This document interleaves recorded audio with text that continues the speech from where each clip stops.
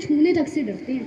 सर्दियों के मौसम में हम ठंडे पानी को छूने तक से डरते हैं। वो कश्मीर की पहाड़ियों पर हमारे लिए हर रोज मरते हैं। नमस्कार, मैं निशुरुल, यहाँ उपस्थित आदरणीय मुख्य अतिथिगण, व मेरे अध्यापकगण और मेरे प्यारे भाई और बहनों, सुप्रभात। यह तो मेरी खुशनसीबी है कि मैंने इस धरती पे जन्म लिया। यह तो मेरी खुशनसीबी है कि मैंने इस धरती पे जन्म लिया, क्योंकि यहाँ के वीर सिपाही, वीर जवान इस माँ को, धरती माँ को, इस माँ का दर्जा देते हैं। इसलिए मुझे बहुत गर्व है, मुझे ही नहीं मेरे देशवासियों को भी गर्व है कि हम इस हिंदुस्तान में जन्मे हैं। आज हम हमारे गांव में शहीद हुए श्री मिठिया राम को आदर प्रदान करने के लिए इस शहीदी दिवस को मनाने का हम लोगों को मौका मिला है, तो मैं उनके लिए कुछ पंक्तियां कहना चाहूंगी। आत्मा ही नहीं दिल भी रोता है, आत्मा ही नहीं दिल भी रोता है, जब श्री मिठिया राम जी की तरह कोई फौजी शहीद होता है, कोई फौजी शहीद होता है। आज़ादी, मैं आपको आज़ादी के बारे में बताना चाहती हूँ। आज़ादी का सही मतलब उसे ही पता है जिसने कभी गुलामी सही हो। आज़ादी का सही मतलब उसे ही पता है जिसने कभी गुलामी सही हो और गुलामी की जंजीरों में बंधा हो, वही आज़ादी का मतलब समझता है। हम तो सौभाग्यशाली हैं कि हमने स्वतंत्र भारत में जन्म लिया। सौभाग्यशाली है, हमने स्वतंत्र भारत में जन्म लिया है और इसी का हम फायदा उठा रहे हैं। इसी को अपना गुण धर्म यही से हमारी सब चीज़ों का फायदा उठा रहे हैं। यूं तो आज़ादी की लौ 1857 में ही जल चुकी थी, जो कि एक वर्षाल बनकर एक आज़ादी के रूप में 1947 में उभर कर आई थी। आज मैं अपने प्राचीन काल, मध्य काल और वर्तमान काल के बारे में बताना चाहती हूँ। प्राचीन काल, चलो हम प्राचीन काल की तरफ चलते हैं और मैं आपको प्राचीन काल के कुछ शब्दों में उदाहरण देकर स्पष्ट करना चाहूँगी। हम फिरंगियों के फेरे में फंस गए थे, तो रंगदे बसंती चोला की आवाज पर टोलों के टोले उमड़ाते थे। प्राचीन काल है।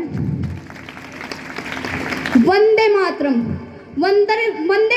की आवाज सुनते ही हमारे जी जुबान से खून निकलता था और उन्हें 5 डिग्री का तूफान उन अंग्रेजी शासकों की जड़ों में तूफान ला देता था।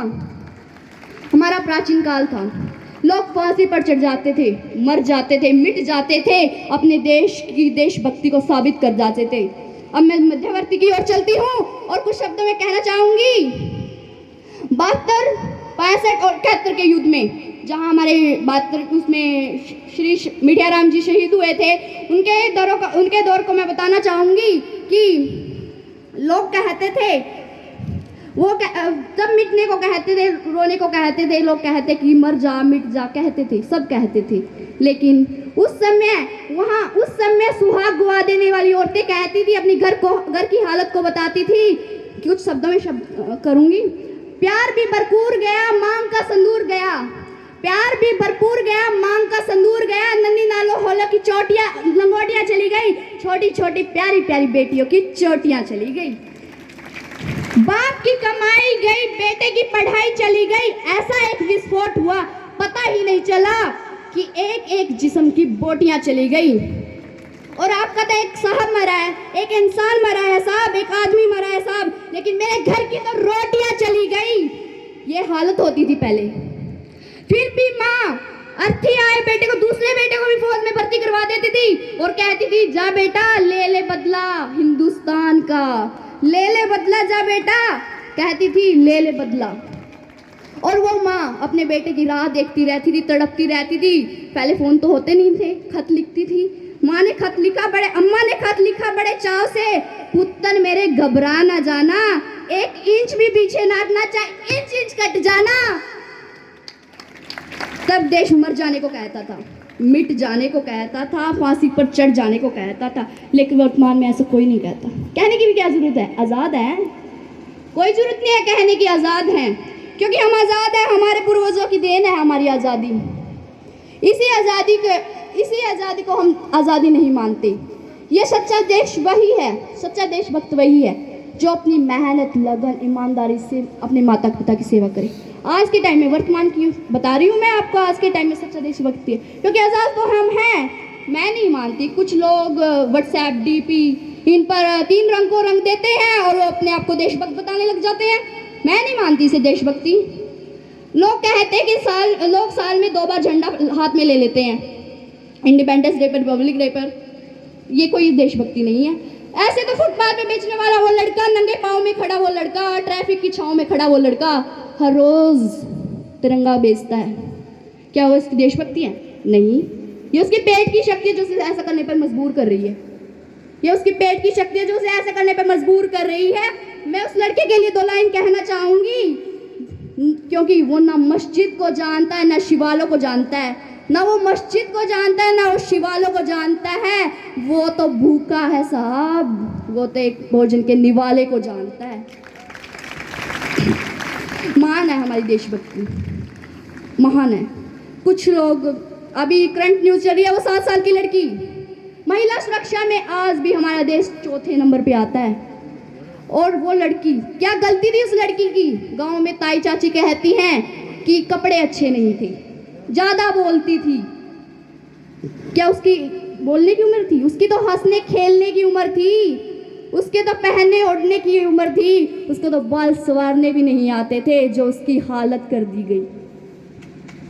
क्या हालत हुई थी सब जानते हैं उसकी। कोई नहीं लड़ा, किसान चढ़ गए थे उस पे, सड़क पे आ गए थे, उस लड़की के लिए कोई नहीं लड़ा। क्यों नहीं लड़ा? इज्जत थी।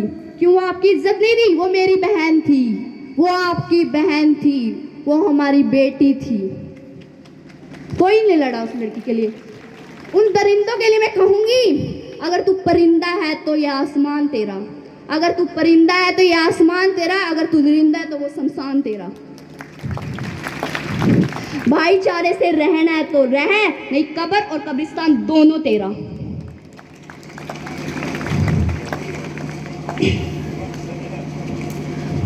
कुछ लोग अपने आप को देशभक्त बोलते हैं, वही लोग क्या पता अपनी माँ को, बाप को वृद्धाश्रम की चौखट पे छोड़ के आए हो। कहते हैं हम बहुत बड़े देशभक्त हैं और उनके माता पिता वृद्धाश्रम में रहते हैं।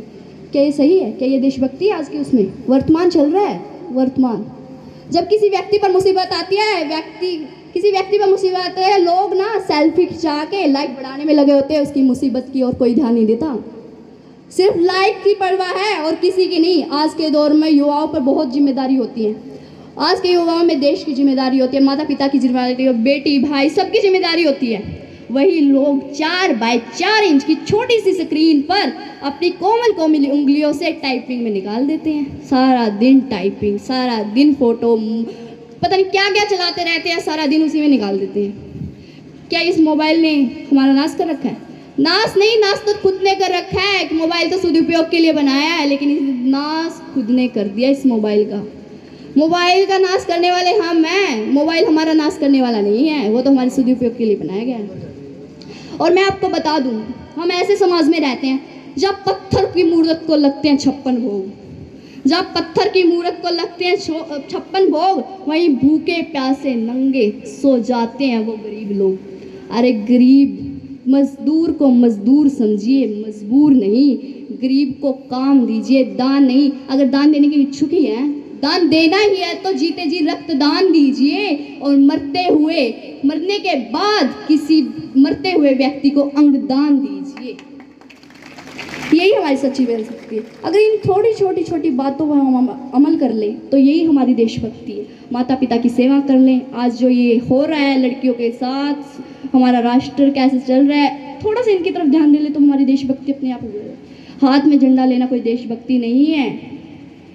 और मैं आज यहाँ सभी बैठे लोगों को एक रिक्वेस्ट करना चाहूँगी, मर जाओ मिट जाओ, लेकिन किसी की बेटी बहन की इज्जत पर आँच ना आने दियो। यूँ मेरी स्पीच का लास्ट मैसेज था। एक बार इसने गहराई तय दिन में लेकर जरूर जाइयो। धन्यवाद।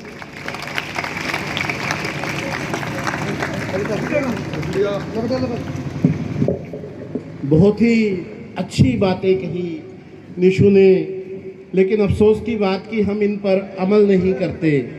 गुड़िया इधर इधर मुंह करो।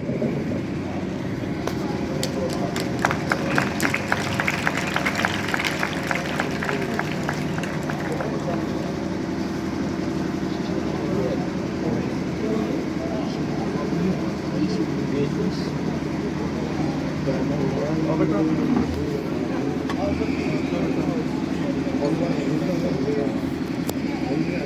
निशु ने बहुत ही कम समय में अपने आप ये सब तैयार किया, इसको थोड़ा सा गाइड किया गया था, तो ये वास्तव में बधाई की पात्र है। अपने आप सारा कुछ लिख के लेके आई।